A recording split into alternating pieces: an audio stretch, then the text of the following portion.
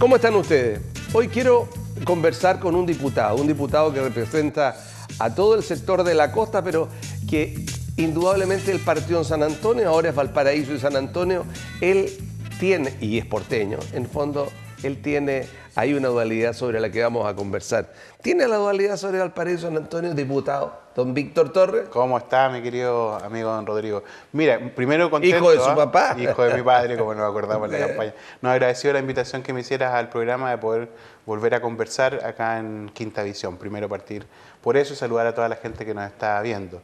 Yo soy un hijo de la Quinta Costa, soy porteño de nacimiento, fui gobernador de San Antonio, viví toda mi vida entre Valparaíso, Viña y Concón. Que un porteño del Cerro La Reina haya sido gobernador de San Antonio primero. Mira, la verdad es que... ¿Costó mucho para ser recibido allá? Mira, yo creo, claro, al principio hay una cierta resistencia, pero después con el tiempo la gente entendió que el compromiso que uno asume termina siendo el compromiso de trabajo que uno tiene. Cuando hay una pega, en el caso mío como médico, que trabajé en Petorca o donde fuera, siempre hubo un compromiso de poder tratar de hacer esa labor, ese trabajo de buena manera, y creo que la gente al final lo termina agradeciendo. Después de eso de ser gobernador, fui diputado por San Antonio en 2 periodos, y hoy día también por San Antonio, pero con este distrito ampliado, significa que la gente termina reconociendo la labor y termina dando lo mismo, en definitiva, la historia en ese aspecto, porque el juicio que hacen las personas tiene que ver con la entrega que uno da. Básicamente es eso. Usted que es médico, una de las críticas que ha hecho la gente de la nueva administración del gobierno de Chile, la Alianza de Centro Derecha Chile, vamos, que está en el poder, es que dentro de los servicios de salud Valparaíso San Antonio quedó enquistada una gran cantidad de funcionarios honorarios, enquistada, dicen ellos, parlamentarios, dirigentes, y que son operadores políticos más que funcionarios. ¿Cuál es la realidad de aquello, usted como parlamentario de la Democracia Cristiana y como médico? Mire, primero decir que cuando uno escucha ese tipo de adjetivos, ¿ya? Cuando uno escucha enquistado, un quiste es algo patológico, ¿no? Cuando uno escucha la grasa que hay que sacar, cuando uno escucha operadores políticos, cuando muchos de ellos son funcionarios incluso que llevan años a honorarios porque no ha habido capacidad de otorgarle un contrato con plazo o eventualmente una planta, creo que traduce, digamos, una odiosidad que no corresponde. No, pero quítele la... Vamos al punto. ¿Hay o no hay, como debe haber, sin duda alguna, gente que está o estuvo allí antes y que va a estar ahora y que va a estar mañana y que estuvo antes Rodrigo, que tiene que ver un contrato que se da porque son relaciones con el partido político de turno? No, mire, Rodrigo, ¿por qué lo planteo así? Porque creo que las personas que trabajan en los distintos servicios de salud o cualquier otra instancia pública son personas que se merecen el mayor de los respetos, independientemente que sean de la nueva mayoría, hayan sido incluso de derecha, donde sea. Dicho esto, lo que hay que hacer es una revisión efectiva de cuáles son los contratos que se requieren para poder generar el correcto funcionamiento del servicio, ¿ya? Es distinto decir que aquí se contrató a diestra y siniestra solo para rellenar cargos y que esto no tengan efecto o beneficio sobre lo que el servicio tiene que otorgar como prestación. Esto en cualquier parte de la administración pública. Uno revisa, por ejemplo, los municipios. La gran cantidad de honorarios que hay, ¿por qué es? Porque no había capacidad de aumentar la planta, porque teníamos que llenar de operadores políticos. O sea, las funciones de un municipio requieren la cantidad de trabajadores. Lo mismo pasa con el apretarlo y ajustar aquello. Efectivamente, si hay gente que está con un contrato honorario en una municipalidad por 10, 15 años, indudablemente que es un empleado, un trabajador y deberían hasta pagarle las imposiciones. Así es. Y que ese es otro tema que en el hay Estado, un fallo en ese sentido. Hay un fallo ahora de que, ojo municipio, ojo servicios públicos. El fallo actual dice que son trabajadores y deben pagarse las imposiciones y las imposiciones son irrenunciables. Así es. Pero me refiero no a los que llevan 12, 15 años, a los que llevan 3 años, ¿ya?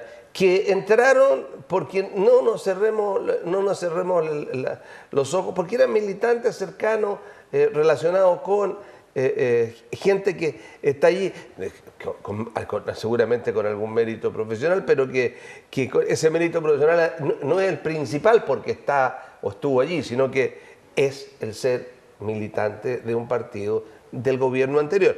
Y viceversa va a pasar de gente que va a empezar a entrar ahora y que van a durar el periodo que dure el gobierno. Entonces, ¿cuál es la pregunta? La pregunta es, ¿deben ellos renunciar voluntariamente porque se quedan adentro? Sí. ¿Es legítimo o no es legítimo? Eso es. Mire, depende un poco de cuál es el sentido y la función que tengan estos funcionarios.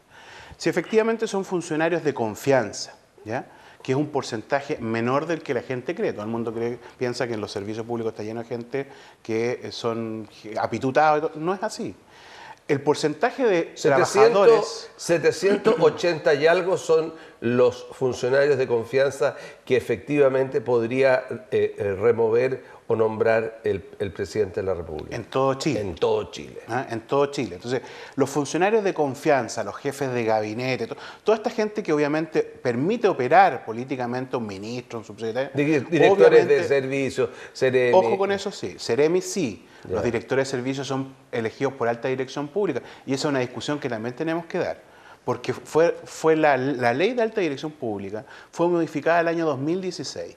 Y uno de los objetivos de la modificación fue que pudiera equilibrarse de mejor manera el componente político y técnico y evitar, ¿ya?, lo que ocurría siempre de mantener o sostener solamente por cuestiones políticas a los directores de servicios, distinto a los Ceremi. Los Ceremi renunciaron todos el día 10 de marzo, que es lo que correspondía. Los directores de servicios que ganaron concurso por alta dirección pública, muchos de ellos han sido combinados a renunciar, se han modificado los decretos de subrogancia para poder colocar gente de confianza del actual gobierno y sacarlos por una vía que a mi juicio no es la correcta.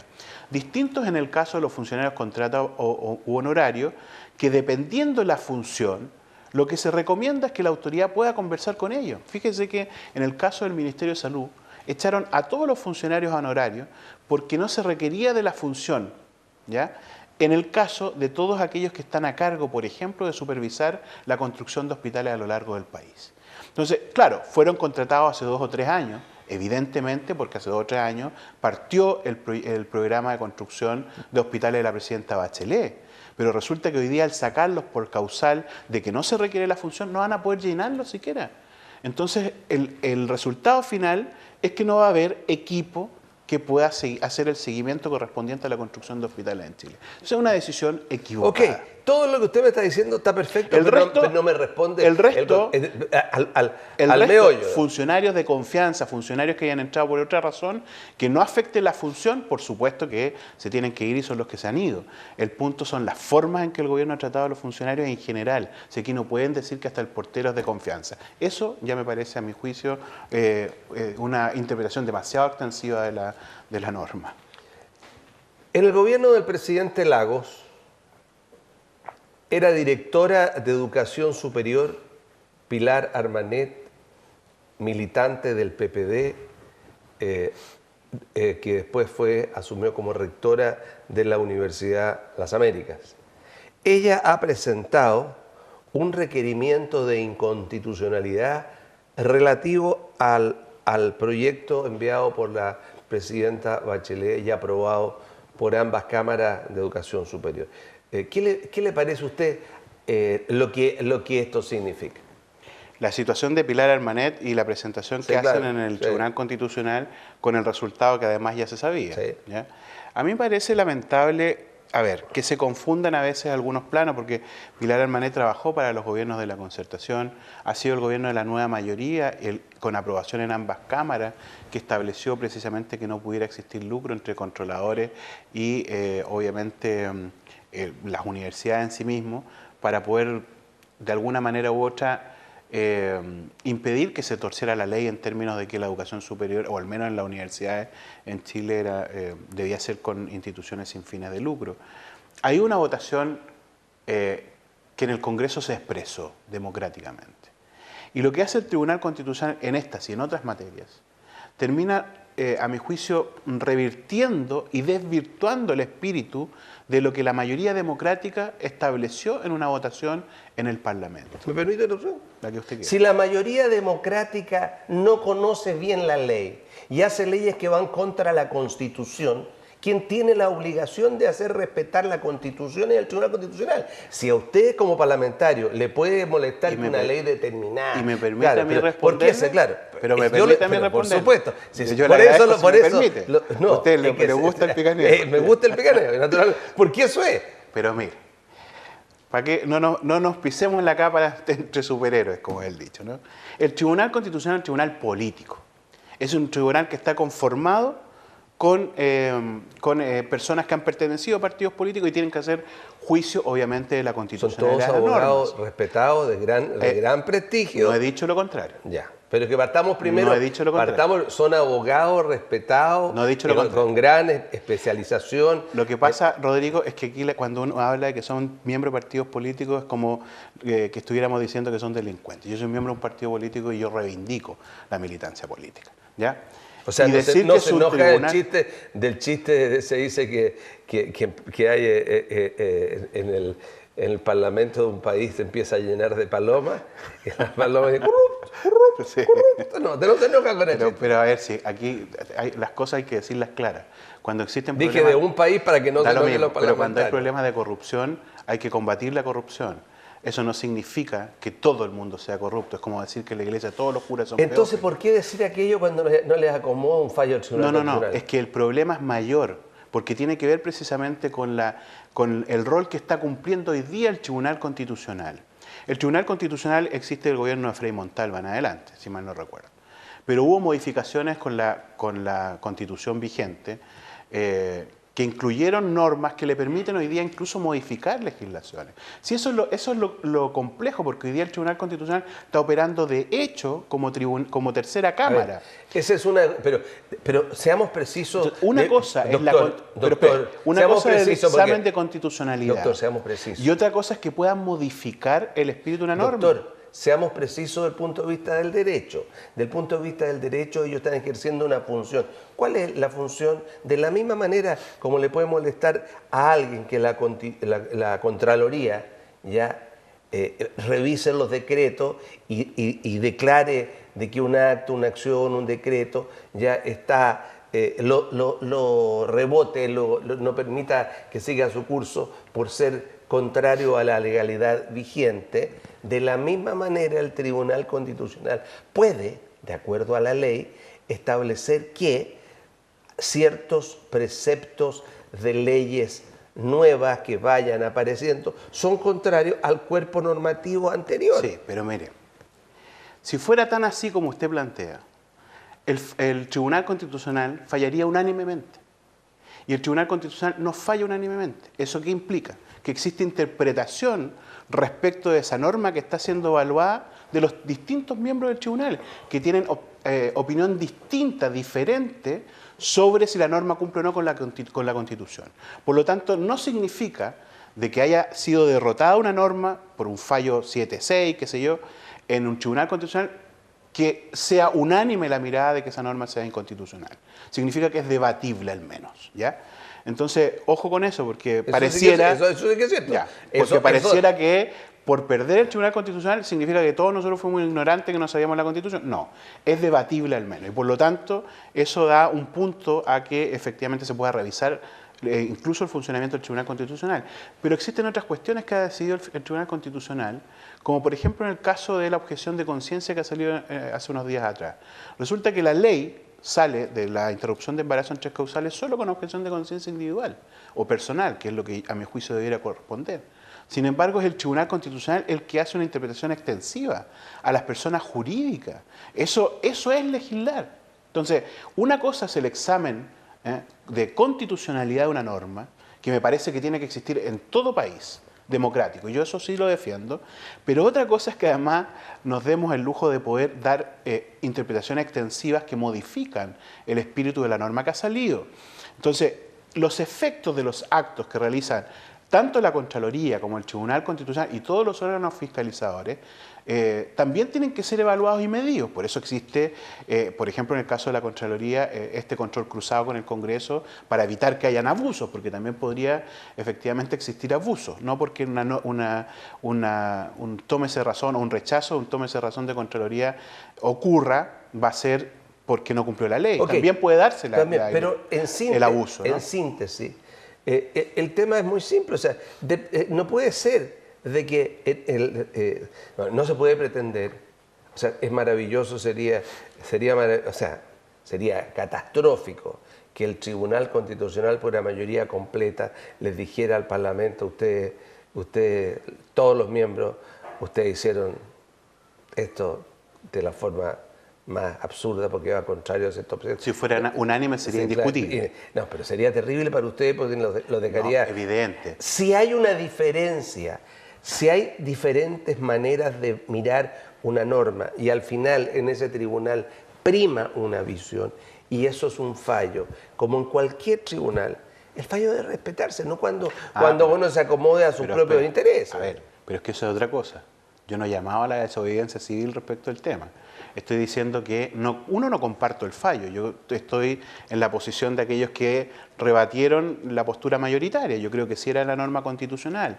Lo segundo que he dicho es que el Tribunal Constitucional ha fallado respecto de esta y otras materias acorde a derecho, pero porque tiene atribuciones que no son necesariamente las que debiera tener. A mi juicio debiera tener atribuciones más acotadas, que tiene que ver con el examen de constitucionalidad. Okay. ¿Ya? Ese es el punto que yo he dicho. Pero ahora, sobre el punto específico, sí. El Tribunal Constitucional le dice a ustedes, parlamentarios, señores, no se puede prohibir a controladores con fines de lucro que controlen las universidades.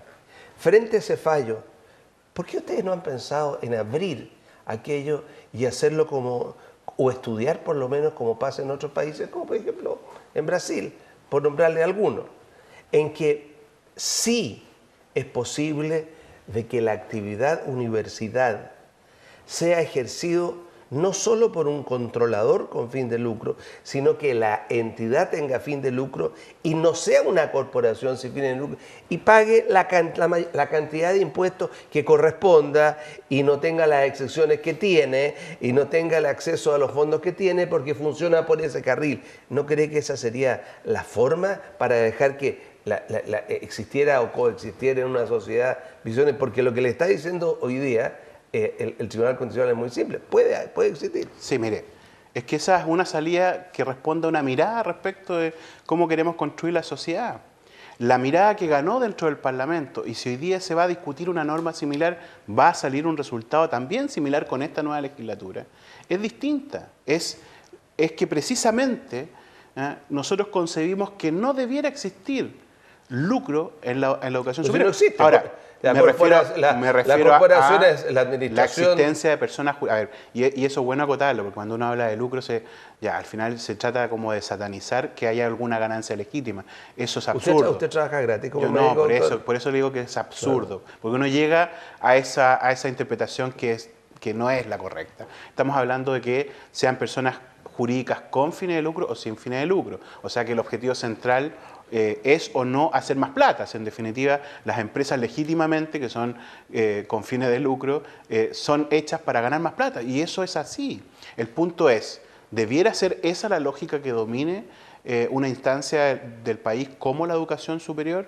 Por supuesto que no. Nosotros concebimos que los recursos del Estado deben ser orientados a mejorar la calidad de la educación. Y por cierto, los profesores no trabajan gratis, si hay un administrador tiene un sueldo, o sea, eso es evidente. Entonces, para no ridiculizar la conversación.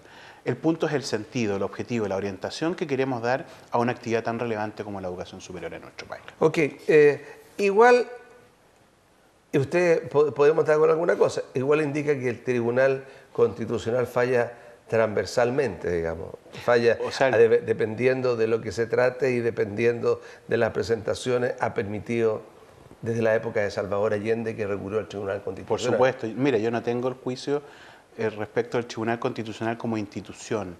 Yo creo que los países democráticos tienen un órgano que regula la constitucionalidad de las normas. Si mi punto es con la modificación que se le hizo al Tribunal Constitucional en la Constitución del 80, que le entregan en definitiva atribuciones que van más allá y que le permiten hoy día operar casi como una tercera Cámara Legislativa. No deben quedarnos más allá de 7 minutos. Estamos en un gobierno que tiene, en un sistema de gobierno presidencial con un presidente que no tiene la mayoría parlamentaria, ¿ya? Y que el primer día llama a pedir grandes acuerdos sobre diferentes cosas. Ya en estas 2 semanas que lleva y va para la tercera de gobierno, él ha planteado desde un gran acuerdo en relación a la Araucanía hasta cuestiones relacionadas con los niños, modificación de una serie de otras cosas en las cuales se requiere ayuda para poder votar esos proyectos. ¿Cuál es la visión, cuál es su visión y cuál es su posición? En la época de su presidente, usted no existía, del presidente de su papá o su abuelo, que se llama Eduardo Frei Montalva, ya se le dijo que se iba a dejar sin la sal ni el agua. ¿Ya? Entonces, sí. ¿Ustedes pretenden hacer lo mismo al revés? No, mire, el otro día tuvimos la oportunidad de reunirnos con el ministro Blumer, que es el ministro secretario general de gobierno en la bancada de la democracia cristiana. ¿Se fueron a fumar un pito por allá? No. Porque él tiene esa gracia de verse tan juvenil, esa cosa que para los mayores como yo se ve distinta, pero llega un ministro que llega con una mochila, sí, qué sé yo. No, sí, pero es un tipo bien abierto. Es una persona abierta, sí, lo cual desde el primer día facilita. Sí, por cierto. ¿Tienen la misma suya? Pues capaz que sí, por ahí debe ser 40. Se ve más joven, ¿eh? Sí, de todas maneras, uno está más destruido ya. No, pero tuvimos la oportunidad de conversar y yo lo que le dije, mire, ministro, yo siendo parlamentario primero de oposición, porque partí con el gobierno de Piñera 1, siendo diputado después... El 2009. El 2009, 2010 asumimos. Me tocó durante los 4 años de la presidenta Bachelet vivir la oposición más dura, más dura que yo haya podido conocer, porque realmente, incluso en el plano personal, se le hizo una persecución y ataque a la presidenta Bachelet que fue brutal. Entonces, cuando uno viene de eso, dice, ¿por qué razón los mismos que fueron tan brutales nos convocan a un acuerdo nacional y nosotros tenemos que ir? Entonces le dije, ministro, obviando eso, uno entiende que hay cuestiones que están por sobre incluso esas diferencias. Porque cuando nosotros hablamos de política de infancia y vemos la situación del Sename, entre otras cosas, porque política de infancia trasciende los límites del Sename, ¿ya? Cuando observamos situaciones en el ámbito de la salud, de la seguridad pública, en una serie de cosas y temas que son temas que requieren una convocatoria más amplia, uno no puede terminar negándose, obviamente, a poder concurrir a aquello. Entonces, desde esa perspectiva, nuestra bancada incluso presentó un proyecto de resolución planteando temas que nos parecían relevantes a la hora de hacer una agenda que pudiera permitir que gobierno y oposición nos pusiéramos de acuerdo, ¿ya? El punto es que, entregada esa disposición, que fue decirle, ministro, estamos disponibles a estas materias, el presidente Piñera va a la Araucanía y dice, esto se resuelve con una nueva ley antiterrorista y una facción de carabineros especializados para combatir el terrorismo, cuando existe una mirada mucho más amplia de la situación que ocurre, por ejemplo, en la Araucanía. No simplifiquemos. Él plantea una propuesta que va a ser de modificaciones, plantea una propuesta de modificar la ley antiterrorista y cambiar que la conducta no es la asociación ilícita, sino que puede haber el terrorista individual, etc. Así es. Entonces, él plantea una serie de normas. Pero hay que discutirla. Sí, estamos de acuerdo. Pero para discutirla, o sea, lo que uno espera es que en definitiva se haga en una convocatoria y en un anuncio mediático. O sea, tú esperas un debate prelegislativo al menos. Tú esperas que te convoquen y te digan, mire, ¿sabe qué? Esto es... Ok. Pero lo que se hizo aquí fue un anuncio Ok, no nos que al queda final nada. genera beligerancia. No nos queda nada. Yo tuve recién a Mariana Elwin, está en el mismo lugar de usted. Entre otras cosas, porque el cambio del protocolo de la objeción de conciencia, el ministro de Salud estuvo el día anterior en la Comisión de Salud y dice a los parlamentarios que están estudiando el cambio y el otro día sale publicado. Esas cosas son las que empiezan a decir, chuta, tú pones todo de tu parte, pero resulta que no hay mucha voluntad a la hora de los clubes. Ahora, Ya, Mariana Elwin. la democracia cristiana, Mariana la Elwin. democracia cristiana, hay gente de la democracia cristiana de que se siente más cerca del gobierno de Piñera o del mismo Sebastián Piñera que el Partido Comunista del Frente Amplio. ¿Y usted? No, yo siempre he tenido una posición más de centro-izquierda dentro de la democracia cristiana. Eso es algo que ha sido conocido, reconocido y no tengo ningún problema en que así sea. Pero usted no está, usted no está en la postura de decir, yo le voy a dejar la sal y el agua al gobierno. Es que nadie puede estar en una postura como esa, a mi juicio. Yo voy a ser de oposición, pero la oposición también significa decir, bueno, aquí si hay algo que realmente va a ayudar al país, tenemos que obviamente colaborar con ello. Y si vemos lo contrario, aquí hay una regresión en un derecho adquirido por la ciudadanía que tanto costó, obviamente que vamos a defender aquello, porque es el rol que nos corresponde como oposición y es donde nos puso la ciudadanía. Gracias, diputado Torres. Los vamos a invitar a ver si a un debate para conversar sobre los puertos. ¿Le gusta a usted? Pero usted también. Con ese reloj de arena. Claro. Sí. Pero me gusta que hayan posturas distintas. Muy bien. Y que hayan visiones distintas, porque esa es la idea de hacer un canal pluralista y abierto para la gente. Y así lo han conseguido. Muchas gracias. Usted que le gusta, como yo interrogo y me lo dice, yo he apretado un poco, pero él es diputado que ya lleva sus buenos años, desde el 2009 en la Cámara de Diputados, va para el tercer periodo, demócrata cristiano, ahora por el sector costa, don Víctor Torres del Cerro Larraín. Que estén ustedes muy bien.